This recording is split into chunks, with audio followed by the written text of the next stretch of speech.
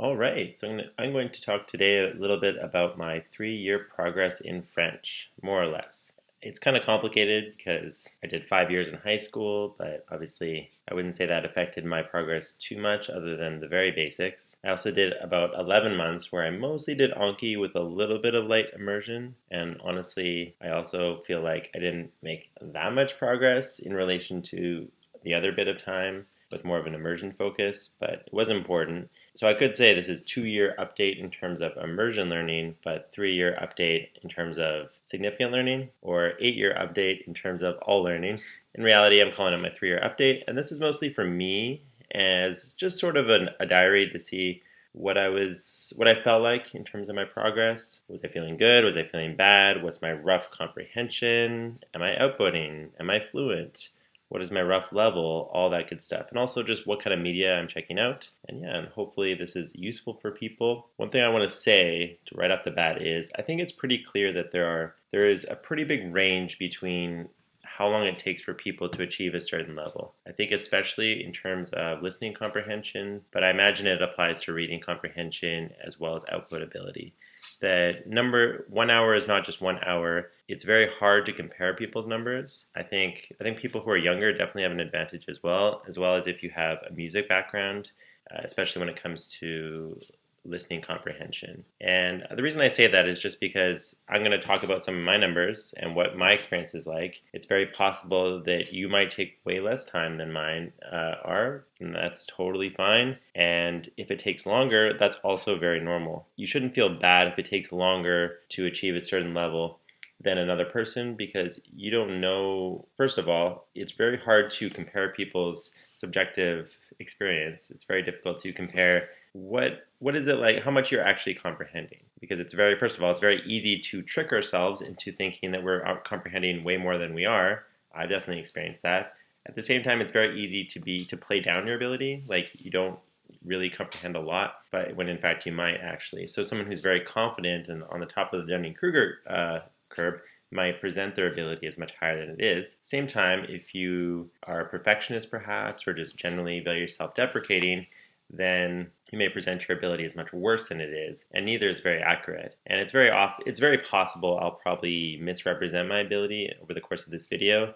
But again, my main point is that just because it took a certain amount of time for one person doesn't mean that it'll take the same amount of time for you. So why don't we talk a little bit about my statistics and kind of how I feel about my level. So why don't we go down the list? We'll start off with listening comprehension and just listening in general, because that's what I have up right now. So how much French have I listened to in terms of active listening? This is me actively sitting down in front of my computer watching a show. I never count podcasts and I never count passive listening. Like if I'm just watching something when I'm making dinner, I don't count podcasts at all.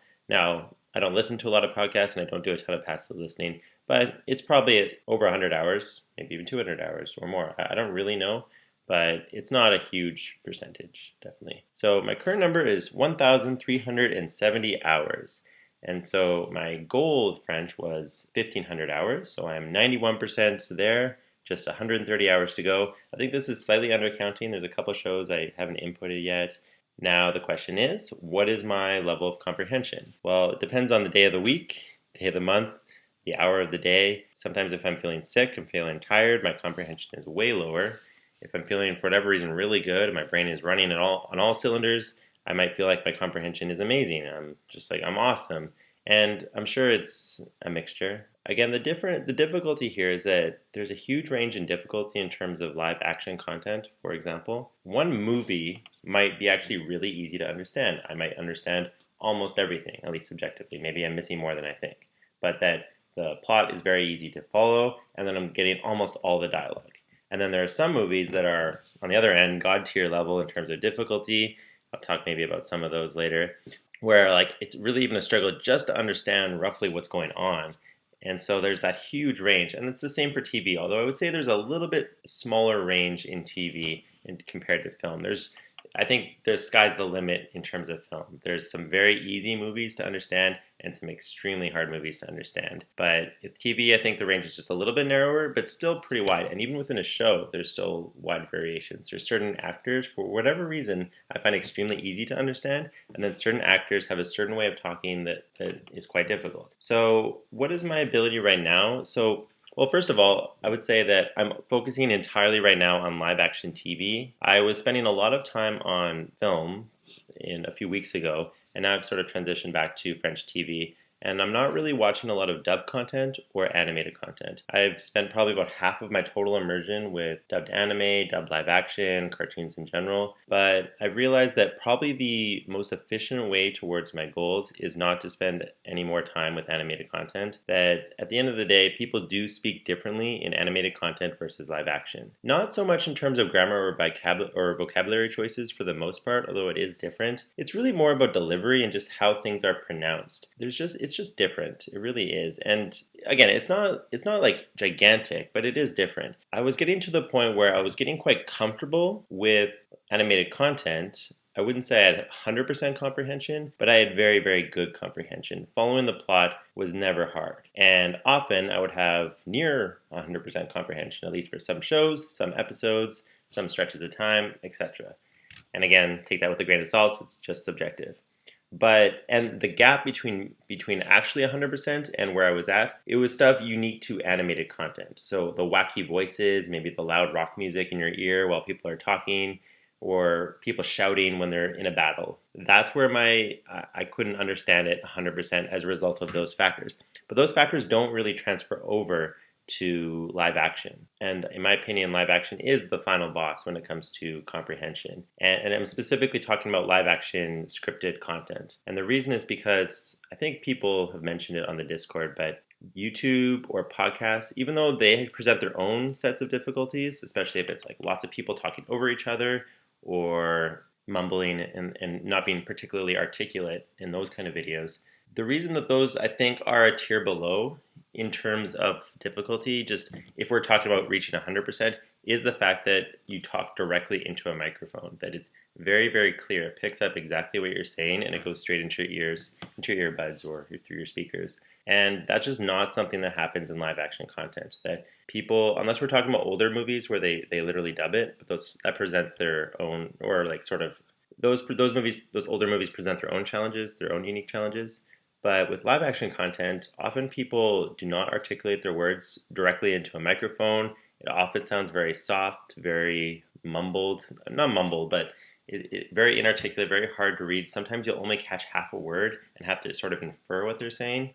And this is a problem even in your native language. I've realized recently that my listening ability in English is not as airtight as I would have assumed before learning French. That oftentimes, very often, in many movies and TV shows, I'm actually not hearing what they're saying. And that if I wanted actual 100% comprehension, I would actually need the subtitles. And it's not because I have hearing issues. The reason is just, again, oftentimes people will say something and the sound will be muffled. Maybe it will be ambient noise in the background that sort of distorts what they're saying. And you might literally just hear a garble, and that even if you really paid attention, you literally cannot hear it. I remember watching the movie Arrival, the Denis Villeneuve, I think that's the director's name, the Quebecois director, with Amy Adams and Jeremy Renner. And there are parts in that where I literally cannot hear what they're saying. It really just sounds, there's too much ambient noise. They're too far away from the microphone. It's too echoey, and I literally can't hear it. I also watched the show Sherlock recently, the first episode.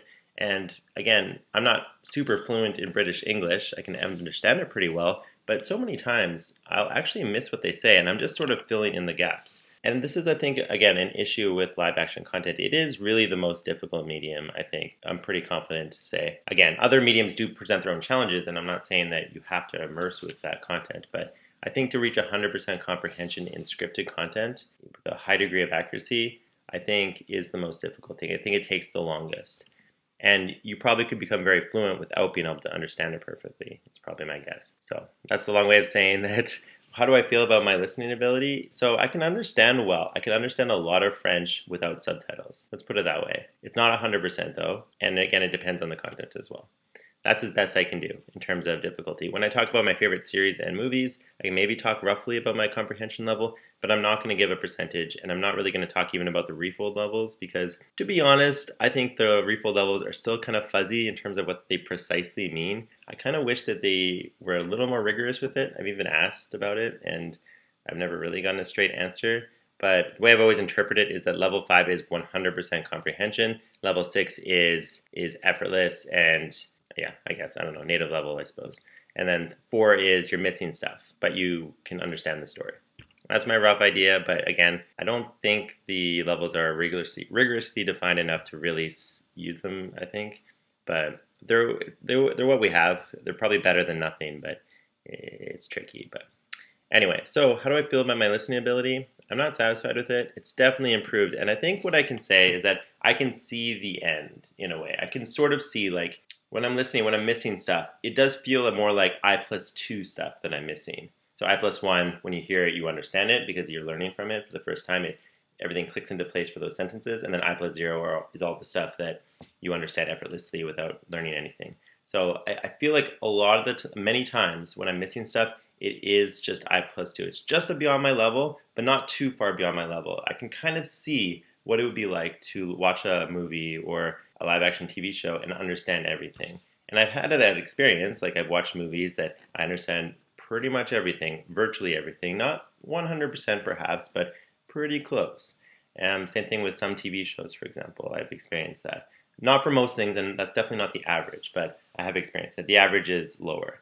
Definitely. But I can kind of see it. I can kind of see that it's not this just impossible thing now. I really do feel like it's possible to achieve 100% or near 100% comprehension, you know. And when I say 100% comprehension, I mean like every 5 minutes you might miss something, roughly in that range. Every 5 or 10 minutes you might miss the odd phrase or word. I feel like at that point it's virtually 100% because I think that's a standard. Beyond that, that's a standard. We don't even hold ourselves to it in our native language. So we so much of the time we just fill in the gaps. So that's my standard, every 5 minutes, 5 to 10 minutes. If I can go that long without missing anything, near 100%, that's level 5. And I have experienced that sometimes, but it's not the average. I would say the average is still missing too much.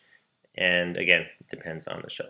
So let's quickly talk about some of my favorite films and movies. So let's start with films. I've talked about this on Discord a bit, but in case anyone wants any recommendations, my 10 favorite movies in French. Number 1, Ma vie de courgette, which is about a boy who was sent to an orphanage after his mom died. It's a stop motion movie. Excellent movie. Very heartwarming, very sad.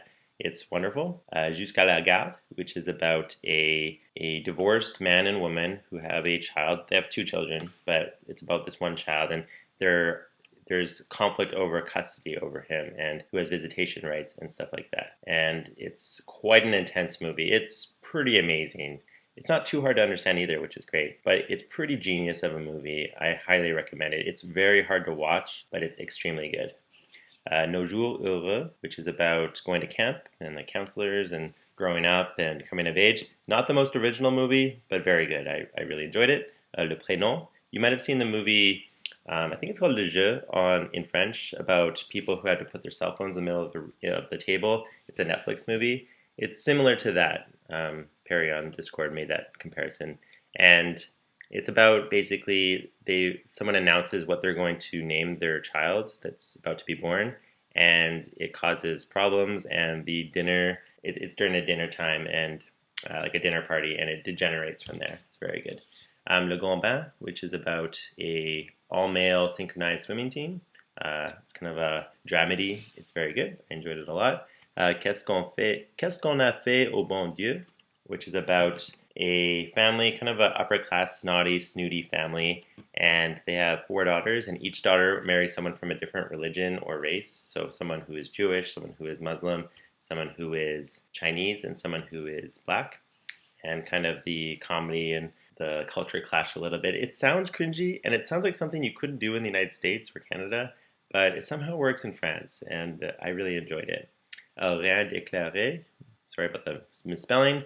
That's about the border between Belgium and France, and sort of it's a comedy between border guards, and it's kind of silly. It's with Danny Boone. I very much enjoyed it. Au revoir les enfants, a classic about during the Holocaust, during World War II, a Jewish boy hiding out in this Catholic school, and the Nazis are hunting for them. tough movie to watch. Again, classic. Check it out. Le Dîner de Con, which is about someone. It's this basically dinner party that people invite the stupidest and craziest people they can find just to laugh at them. Basically, it's really good, based on a play. And Les Misérables, which is about people in les banlieues of Paris and police officers, and there's crime, and it's sort of an action movie. It's really good. Highly recommend it. All these movies, I would say, are very accessible. I don't think you have to be like a French nerd to enjoy them. Even if you just want to watch them with English subtitles, I think they're very, very good. Maybe the comedies might be slightly less good as a result, but I think still very good. In terms of favorite TV, I'll just go through the list. So, Hippocrate, which is about medical interns at a hospital and kind of like what is it like to be a doctor for real in France. And it's not at all glamorous or like it seems like a good career at all, honestly. And it seems very realistic, and I like it a lot. Probably upper tier in terms of difficulty. A lot of medical jargon, a lot of rough dialogue, where it's hard to hear. A lot of ambient noise, but very good. Everyone knows 10%. Definitely check it out. Netflix show about talent agents in Paris representing famous movie stars, and they're all famous people in real life. Top tier TV show, 4 seasons. It's a great show. Subtitles even on Netflix. Au service de la France. Great artistry of a show. Like just really well made. Is amazing. Like not just the dialogue and not just the acting, but just the production design and the camera work and lighting and everything. It's just really, really well done. It's kind of a parody of the French intelligence service in France during the 1960s. And it's kind of a satire of French politics and colonialism and stuff like that. Again, those 2 and 3, everyone knows those ones, but really, really excellent show. Fais pas ci, fais pas ça. No one ever talks about this show. I think it's great. I think it's really good. There's 9 seasons. There's tons of episodes. It's really funny. It's about a family, 2 families, and kind of everyday life and their ups and downs. It's a great show. It's really, really good. Check it out. A lot of it's on YouTube, but you can get it other places as well. Lazy Company, which is about a American, but they all speak French, American unit in World War II, and they're kind of like all misfits, and it's a comedy, and they're trying to go on missions. It's sort of like Dirty Dozen mixed with Inglourious Basterds, mixed with Edgar Wright. I don't know, it's hard to explain, but it's sort of a comedy but in World War II. It's very, very good. I think it's funny. Kind of slightly low budget, but with the budget they have, they do a really good job. Derby Go, I think it might be pronounced. It's about roller derby. Super good. It kind of reminded me of Groom, that's on YouTube. It actually has one of the same actors, but super great. Again, also reminds me of Edgar Wright very much. It's a very stylized, very heightened reality show. It's not super realistic, I would say, in terms of dialogue, but very funny. I enjoyed it a lot. And the main character speaks in a way that's pretty clear, I would say, so it's pretty comprehensible as well for most shows. Everyone knows Scam France at this point, Scam France. I'm not sure if that's how it's pronounced. But if you haven't, it's a great show. At least the first 3 seasons. Season 5 is also very good. I don't like season 4 very much, but some people do. Season 6, 7, and 8, mixed reviews. But overall, excellent show. Very realistic dialogue. Somewhat difficult, but the dialogue covers just very everyday teenage issues. So there's not a huge range in vocab, but teenagers are not always easy to understand. So it's a good challenge, but it's also not impossible either. Super good show. It's a good test. I feel like if you can understand Scam France perfectly, you know you're pretty good at French. Lupin, people know about that one. It's one of the most famous Netflix French shows that came out recently. I really wish there was more French Netflix shows because I've seen all the good ones, unfortunately, at this point, and a lot of the bad ones as well. I haven't watched all the movies, but I think every TV show I've watched almost every episode, for most of them at least. Lupin, though, it's based on Arsène Lupin. The story is about the gentleman burglar, and it's very good.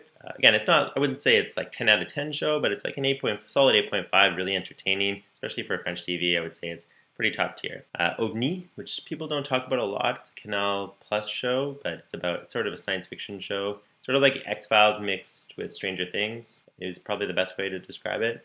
But it sounds better than that. It's better than that what that sounds like. And it's about this guy who takes over a UFO investigation unit in, I think, the French government, and he doesn't really believe in UFOs, or in French they call it OVNI. I don't remember what that stands for, but it's UFO, the equivalent. But the more he investigates, the more he learns and learns about the cases that they have, the stranger things get, and the more he wants to believe in them.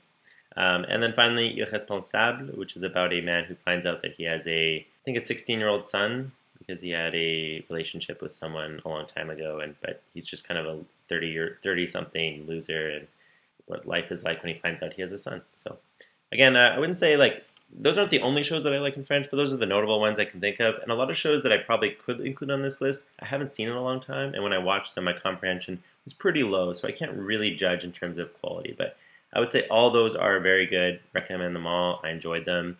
Top tier stuff. Now, just one last thing I'll say about listening comprehension is that I did take a test from a place called Institut Français, which is just online, and it tests your comprehension of both grammar, writing, or reading and listening. I'm not saying it's scientific. I'm not saying it's accurate, but just for all full disclosure, what I got on that was, so I got 41 out of 50 on the oral comprehension, listening comprehension, which they say is B2.2, so near C1, but above just top B2 plus, which sounds right, honestly.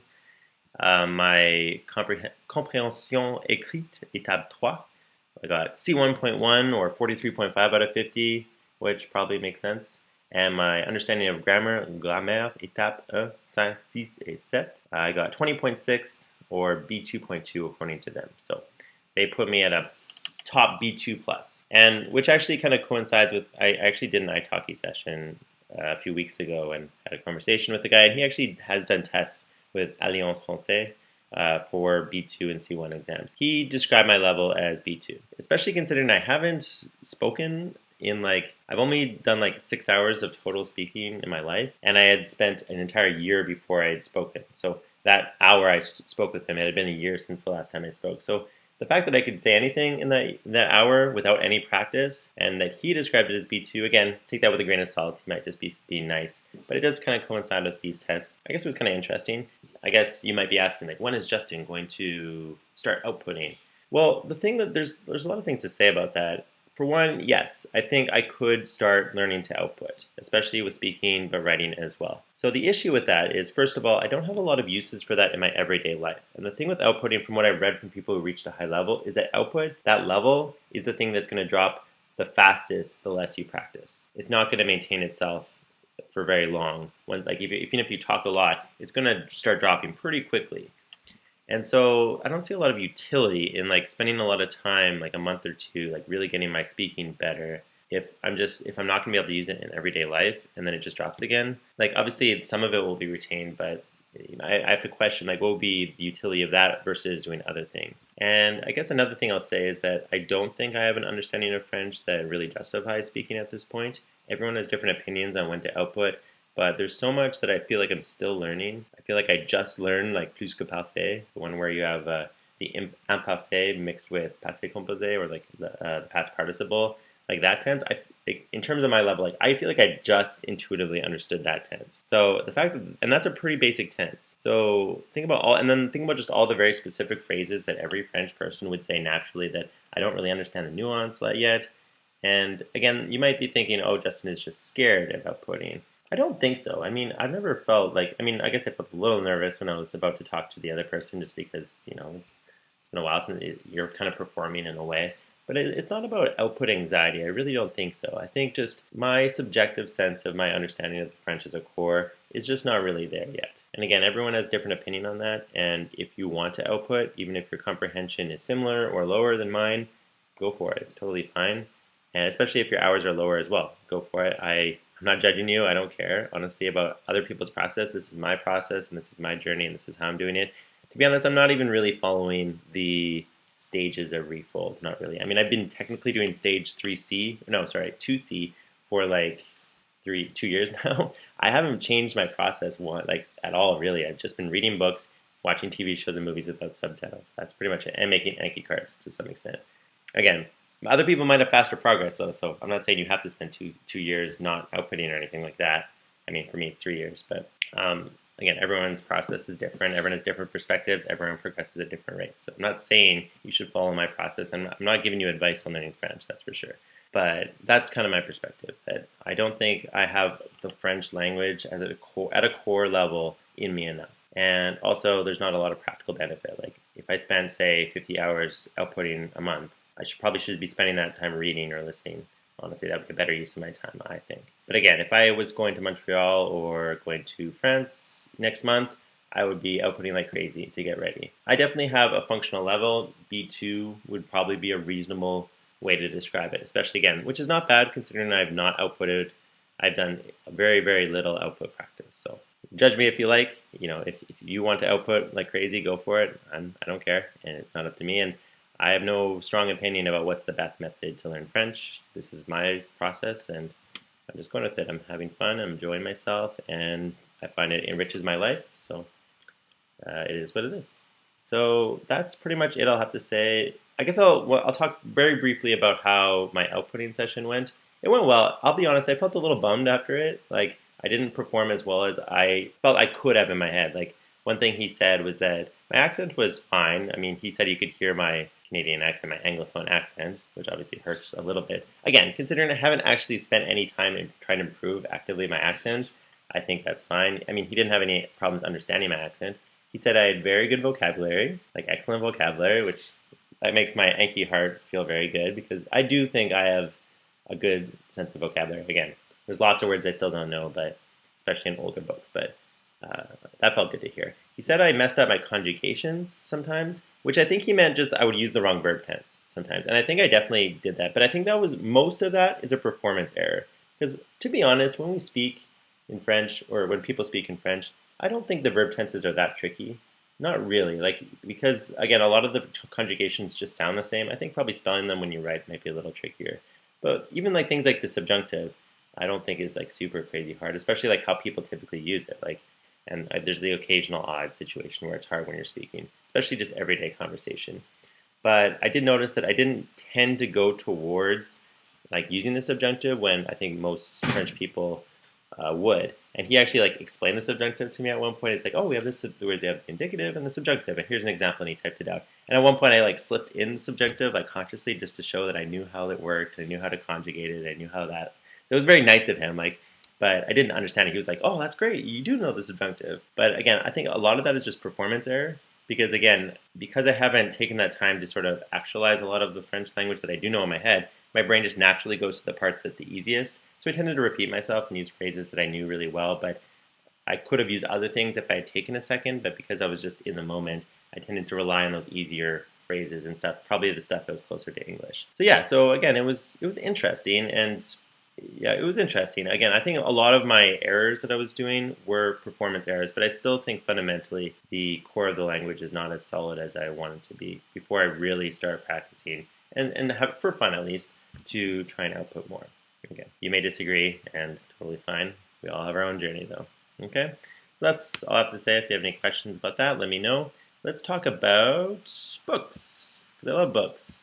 How many books have I read? So, well, first of all, I read 5,113,000 words, which is approximately 17,000 pages at 300 words per page. If it, that's just an estimate. How many hours have I spent? 568. Again, very, very approximate.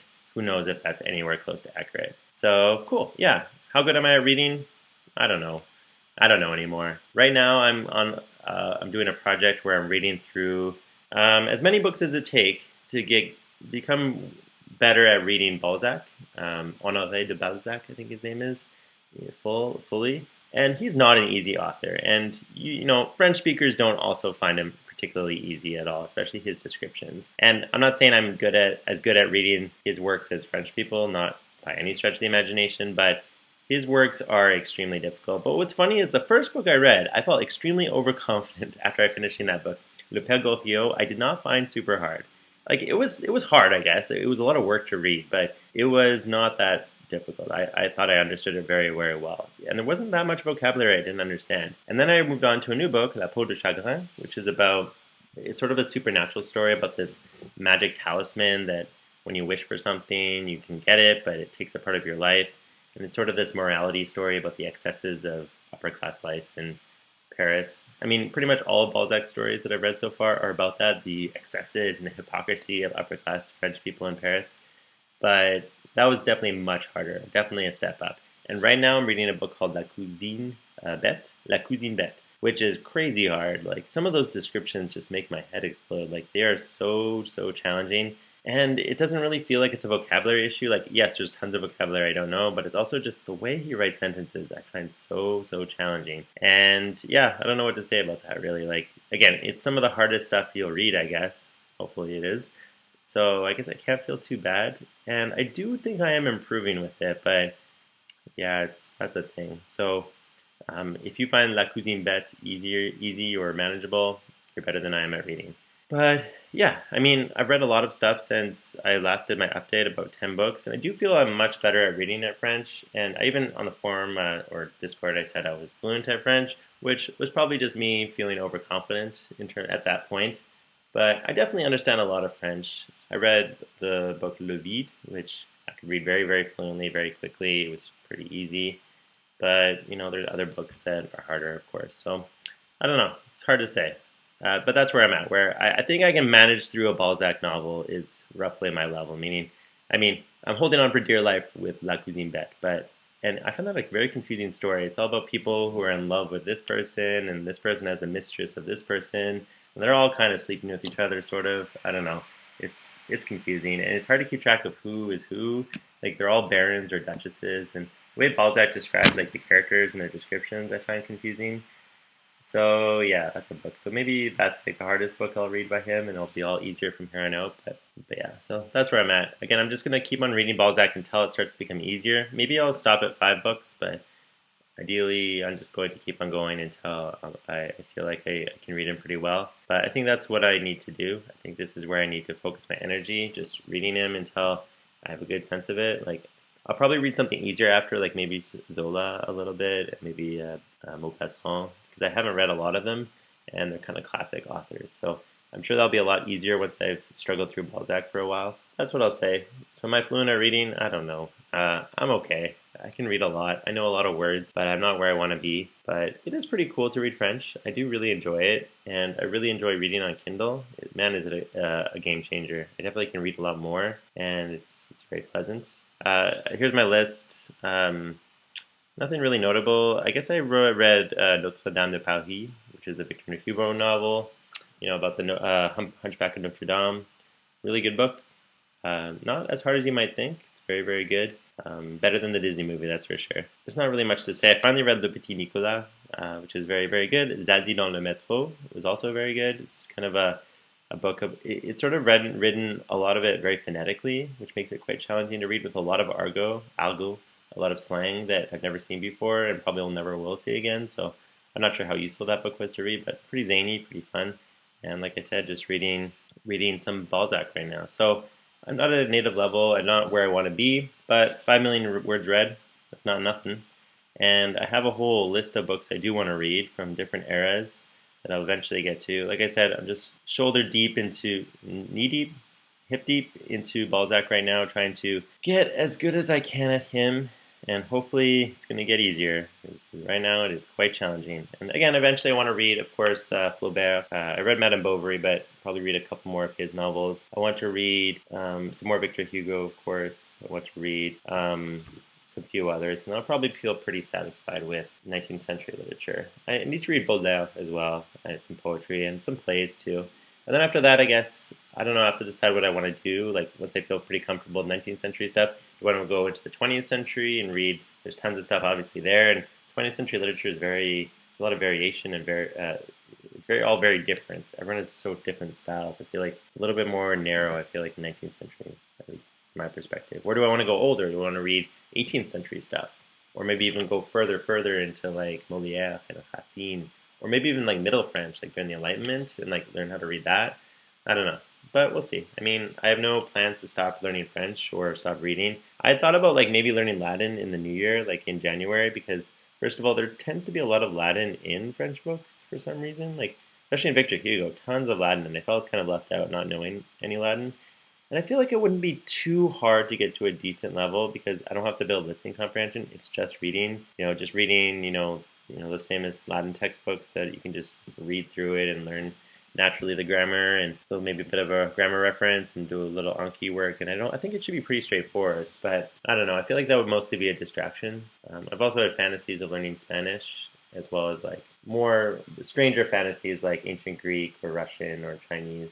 but those are real fantasies. I do definitely want to learn Spanish at one point, and I do definitely want to learn Latin at one point. And again, because they're relatively similar to French, I think it should be okay. It shouldn't take me to get to a decent level. It definitely won't be. I don't think I'll lifetime commitment or anything like that, but we'll see, I guess. But who knows? Maybe I'll just keep on doing French forever until I'm God level. I don't know. But I think at this point, realistically, another year minimum of at least reading French and listening to it. But who knows? So that's that. I guess I should talk about Anki, I guess. This summer, I had kind of an Anki craze where I made a lot of Anki cards. I started learning 10 a day again because turns out there are still a lot of words I don't know in French. And I've made 5,786. I don't know how many words I know, but I don't really have much to say about Anki. Maybe I'll show you some of my latest cards that I made.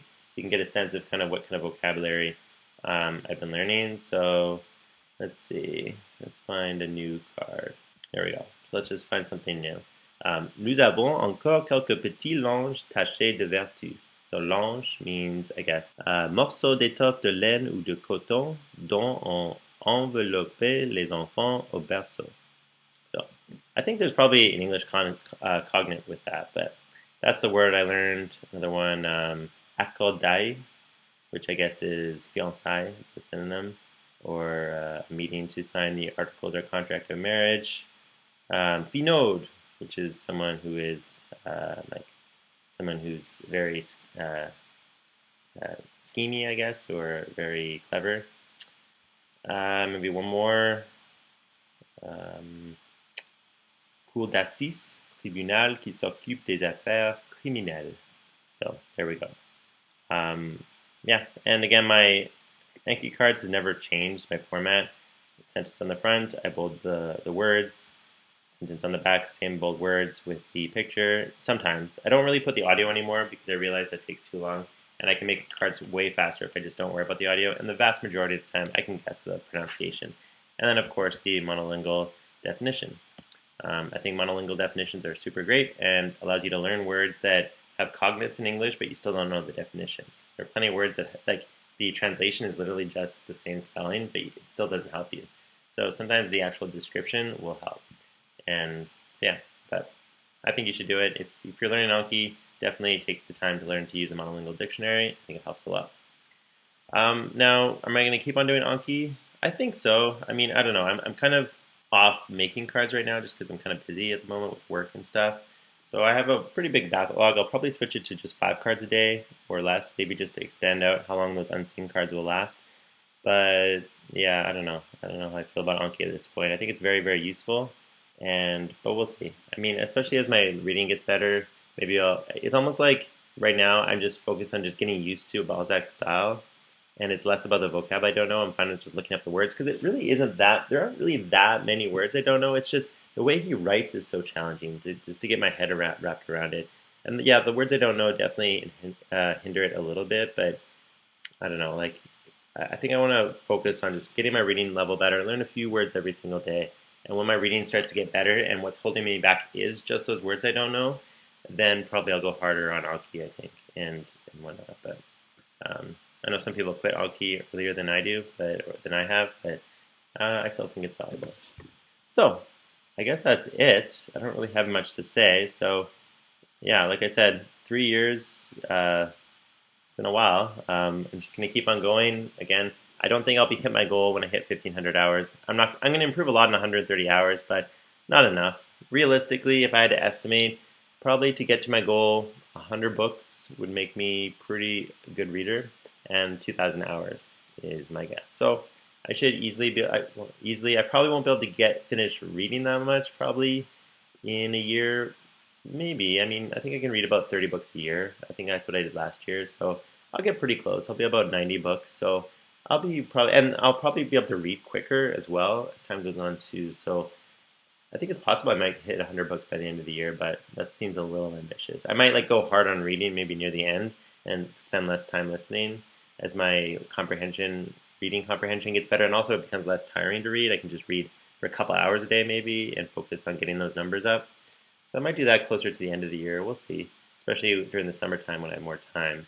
And then in terms of listening, again, yeah, I think about 2,000 hours is probably what it's going to take me to be able to understand live action content at a very high level. But in terms of when I'm going to output, I don't care. I don't know. I don't really care that much. At one point, I will when I feel like it, but it's not really on my radar right now. So yeah, any last words I should say? Do I have any advice? Um, Not a lot, I guess. I think emphasizing listening comprehension is good. I think just being aware that, you know, you probably should be listening 1 or 2 hours, like probably a couple hours a day in order to get to your French level at a reasonable pace is probably a good idea. Make sure you're listening at least 2 hours a day in terms of content. Mix it up between live action and animation and YouTube and podcasts. Just do a mixture is probably a good idea. Read a lot as much as you can. Try and find things that you like. Looking the words up in the dictionary is a good thing. Making Anki cards is a good thing, but your mileage may vary. And I guess just enjoy it. I think the heart. Do I ever have dips in motivation? I think I do. Sometimes I might think like, oh, do I really want to watch another TV show or another movie or read another book? Sometimes. I mean, sometimes I get media fatigued a little bit, but it's like, what else am I going to do with my time? I don't really have that many other hobbies, and you have to fill your time somehow. So you might as well spend that time doing something productive, like reading or listening to something. And you can always switch it up. I guess if you're tired of TV shows, you could just watch YouTube and like more informative topics. But yeah, I mean, I guess I do sometimes get dips of motivation, but I think I've been putting in the time, and I have been improving, and I can kind of see very far in the future, but I can kind of see the end point at least, or not the end point, but I can kind of see where I want to get to. It's not this impossible thing anymore. I do feel like I can do it, but like I said, it's taken me longer than I expected, and probably longer than it'll take most people. But that's okay. It's like I can't change that. And I think, and so, but I am enjoying myself. It is fun, and hopefully you're having fun too. And try not to put too much stress on yourself to output as soon as you possibly can. And if you make errors, I mean, they happen, and there's nothing wrong with just not trying to output. You can just enjoy the media. Enjoy French television and French film and French books and comics and dub content if you want. And yeah, just try and enjoy the journey, as people say. And yeah, that's pretty much it. I don't really have anything else to say. If you're curious about anything, let me know. I don't think I'm any kind of model French learner. There are many much better French learners on the Discord than I am. Like, I think his name is In Search of Lost Words. Is obviously kind of top tier reader in the Discord, and people immerse much more than I do every day, and are much better with probably less time than I am. But I not a lot of YouTubers talking about their French journey, so I feel a responsibility to talk about it. I mean, not really, but I mostly do this for myself. But hopefully someone will get something out of the video if it does, and yeah, let me know if you have any questions. Anyways, see you in another year, I guess. Bye.